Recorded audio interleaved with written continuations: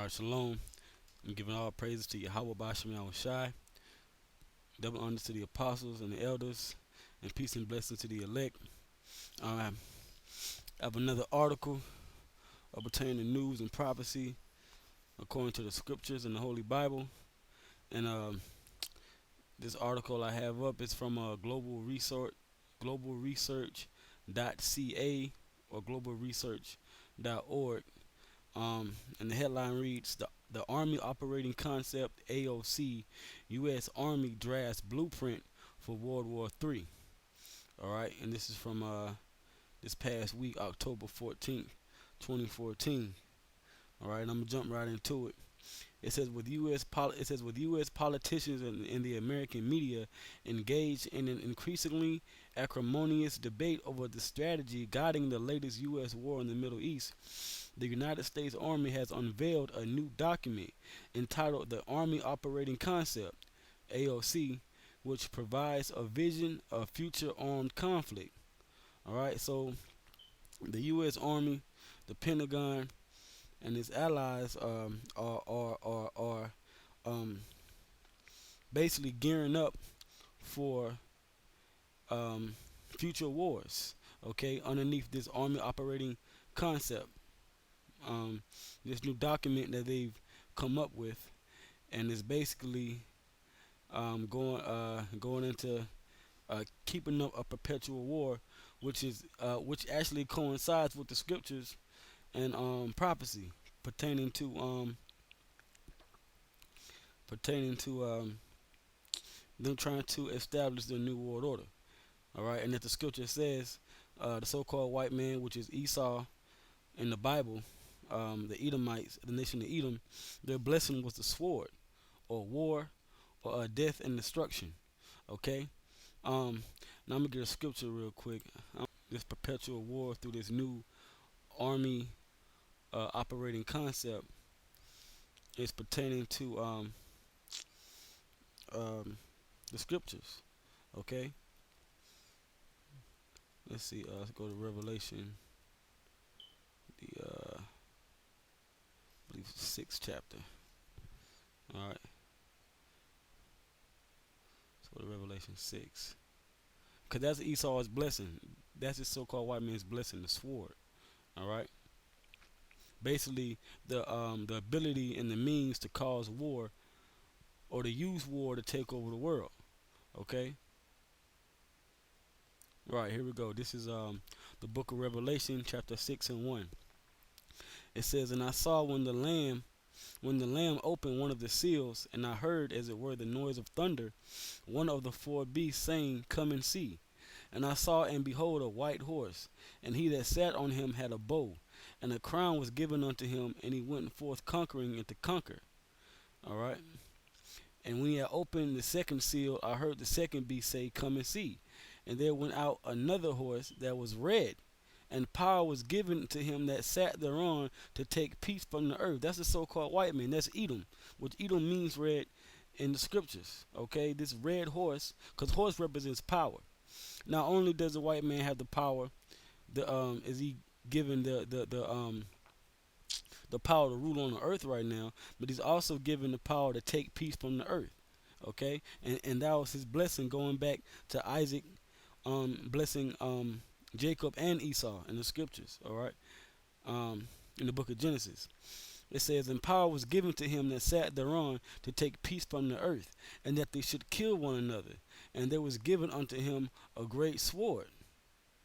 All right, and that great sword is that same great sword, that same sword that was promised to Esau. Okay, which is the so-called white man today, which goes back to his army operating concept. Okay, so I'm gonna go back to the article and I'm gonna read it again. It says, with U.S. politicians and the American media engaged in an increasingly acrimonious debate over the strategy guiding the latest U.S. war in the Middle East, the United States Army has unveiled a new document entitled the Army Operating Concept, which provides a vision of future armed conflict that has the most ominous implications. So it's all about future armed conflict, gaining control of the world through war, through that great sword. Okay?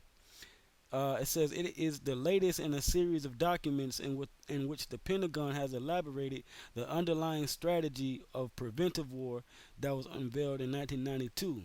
That is the use of war. Okay, that's that red horse. Okay, that was going to take peace from the earth. Because when you use war, what are you doing? You're taking away peace. War is the opposite of peace. Okay, it says the use of war as a means of destroying potential geopolitical and economic rivals before they acquire sufficient power to block American domination of the globe. And that's what this whole army operating concept is about. All right. Um, Now I'm gonna put the link to the article in the description, and which you brothers can read. And it says the U.S. Army operating concept in this picture to the left. It says win in a complex world, and as you see the helicopters, you see the boots on the ground. Um, you see this whole imagery that they have set up, and it says here it has the years from 2020 to 2040. Okay, it's basically I'm not sure if you can see it, but it says from 2020 to 2040 is how they're planning to is basically the years that they're planning to have this thing draw out. And this was published October 7th, 2014.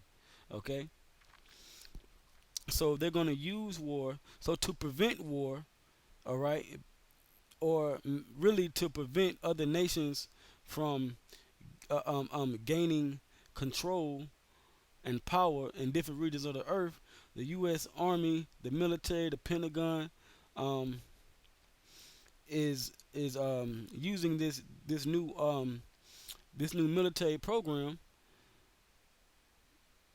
to engage in war and cause wars in order to eliminate um, any potential adversaries, as I just read here. Okay.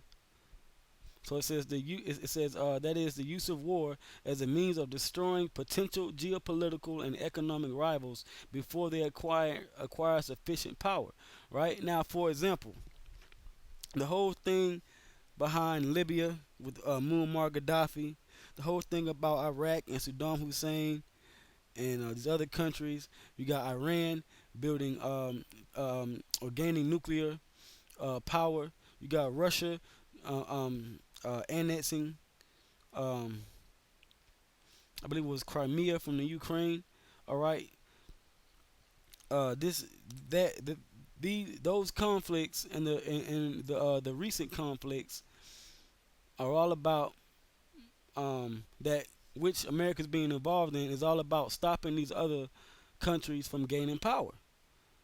Okay, concerning Muammar Gaddafi and Libya, his whole thing was to unite certain African countries and have them use a different monetary system outside the dollar, okay, which was the gold dinar, which was to definitely deal a blow to the American economy and how the Rothschilds, the Rockefellers, and the wicked elite of this world control that region. So they got him out of there. The same thing with Saddam Hussein in Iraq. They had different um, oil fields and things in that country, and they were doing deals with other countries. So they started a war in Iraq, all right, to get their resources. Now you got Iran getting nuclear power, and they're trying to stop them, and that's what all that noise in the news is about. Okay, when you hear them talk about these certain things and you may watch the news and not understand what the hell they're talking about, it's all about on a larger scale, it's all about what America's really trying to do is stop these other countries from gaining a foothold in the earth in that region, whatever region they're at, to become another global superpower outside of America. America is the bully. America is, like the scripture says, the hammer of the whole earth. America has to be in control. Okay, meaning the elite, the wicked elite, the Illuminati, the Rothschild banking families, the Rockefellers, and the rest of the banking families. They have to be in control, and America's their main puppet. And if you're not down with the program, then that's when America comes in and they start a war. And that's what they're doing now to create this new perpetual war. Okay? It says the document was formally released at this week's Association of the United States Army Conference, an annual event bringing together senior officers and Defense Department officials for a series of speeches and panel discussions, along with the giant trade show mounted by arms manufacturers to show off their latest weapon systems and pursue lucrative Pentagon contracts. All right, and I'm gonna jump down. Um, I'm gonna jump down in this paragraph here. It says General Raymond Odierno, Chief of Staff of the Army, told reporters at the AUSA conference Monday that he was starting to worry about our end strength and regretting having told Congress in 2012 that the Army could manage with 490,000 active duty soldiers. But in addition to the 490,000, there are 350,000 National Guard soldiers and 205,000 reservists for a combined force referred to by the Pentagon as the total army of well over 1 million American troops. The answer to why such a gargantuan armed force would seem inadequate to General Odierno can be found in the new Army operating concept, a reckless and dangerous document laying out a strategy of total war that encompasses the entire planet, including the United States itself. Because now the United States is a part of I forget the term that they used, one of these Congress members, but basically what he said was America is it's now included in the battlefield. That's why you see all these things happening in America. Troops, the whole thing with Ferguson, that was set up to just to show you how America's a battlefield. They can bring in the troops to any one of these cities whenever these people out here in these different states riot in these different cities. It's now a part of the battlefield. You got rumors of ISIS being here. You got this Ebola thing popping off here, so they can send in military troops to take over America, all right, and really just take over the population of America, alongside killing the population in America. Okay. It says the document makes clear that in regard to the ongoing debate over boots on the ground for the top brass of the U.S. Army, there is no question there will be boots and plenty of them. Okay, so we got to be looking. We got to be looking because the next thing they want to do is to go on Iran. All right, that's really the whole. Because there was a list, maybe 10 or more years ago, which is his own video on YouTube, to where you had one of their top generals, I believe, basically speak on the plan for what America and the military wanted to do and to enter in the Middle East. It started with Iraq. Then I believe he mentioned Afghanistan. I think he mentioned Libya, maybe another country, and he mentioned Iran. I think he said 6 countries.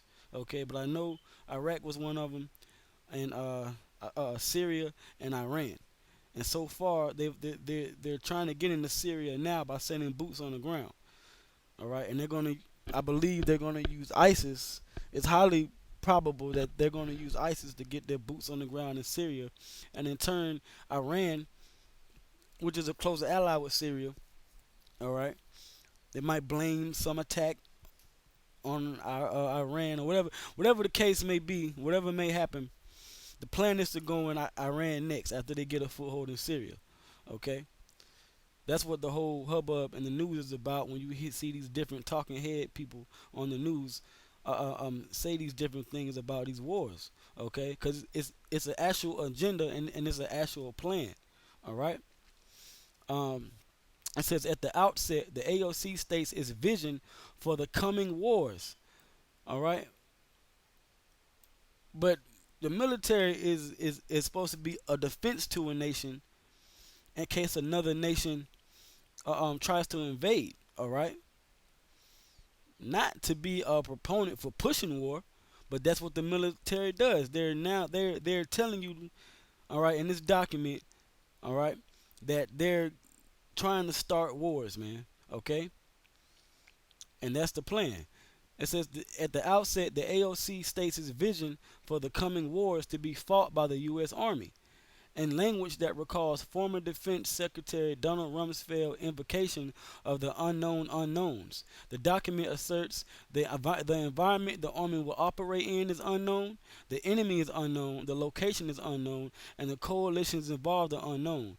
The unknown being a question mark variable, meaning whatever people or group that they deem the enemy, whatever place they deem is the battlefield, aka America. All right, that's a cause for them to send in the military to create these wars, man. All right. So it says the only logical explanation for this paranoid scenario is that the U.S. military views every country beyond its borders as a potential enemy, starting from the premise that the environments, the enemies, the locations, and the coalitions involved in future conflicts are unknown. The U.S. Army requires a strategy for war against all states and peoples. The United States is made up of 50 states. All people are included in the United States as far as it being known as the melting pot is concerned. So like I said up above, the United States is included, man. Okay, because this is all part of the New World Order. This strategy is derived from the unstated underlying imperative that U.S. imperialism, the Kingdom of America, the Empire of America, exert hegemony over the entire planet, its markets and resources, and that it be prepared to military annihilate any rival that stands in its way. All right, and that's the plan, man. Okay, and as you read on in the article, it goes deeper in the detail about who's a threat, such as Russia, Iran, and other countries, and basically how certain nations are a threat to that hegemony. Okay, all right. Now I'm gonna read this here. It says the document, which is the AOC document. It says the document does not limit the vision of future military operations to war abroad, but includes the need to respond and mitigate crises in the homeland. What's the major crisis in the homeland right now is Ebola and over 1 million people being infected. Therefore, they can send the military in and declare those people expendable or otherwise. Okay, that's why you gotta watch these things, man, and watch whatever they say in the news. Keep up on current events because this whole thing is coming to a head now. All right. It says which it describes as a unique theater of operations for the Joint Force and the Army. That's part of theater. What's another word for theater? Like a coliseum, a stage. Basically, America is another set or another stage for them to enact these wars. Okay. It says the Army's mission within the U.S., it asserts, includes defense support of civil authorities, meaning combining the military along with the police. Okay. It says the AOC document is stark testimony to a military run amok. Involved in these strategic conceptions are advanced preparations for fighting a third world war, combined with the institution within the U.S. itself of a military dictatorship in all but name. All right, and that's what it's about. It's about bringing this third world war to pass and um, creating a dictatorship not just in the U.S. but in the whole world. Okay, all right, over the whole world, man. And that's the plan. All right, to take over the whole planet Earth. All right, underneath the elite, man. All right, but that's it on this article. I just want to hit the final points. Like I said, I'm gonna put the link up. Um, Once again, the title is "The Army Operating Concept: U.S. Army Drafts Blueprint for World War III." All right.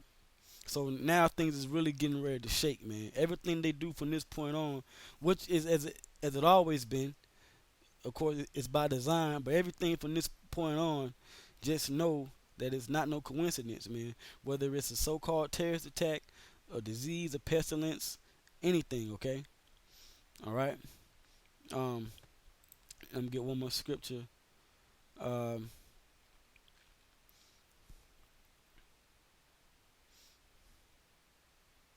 let's see. Revelation. Revelation 13. All right. Because this is all about that beast, man. That last beast, that fourth beast that the scriptures speak about, man. All right. Um,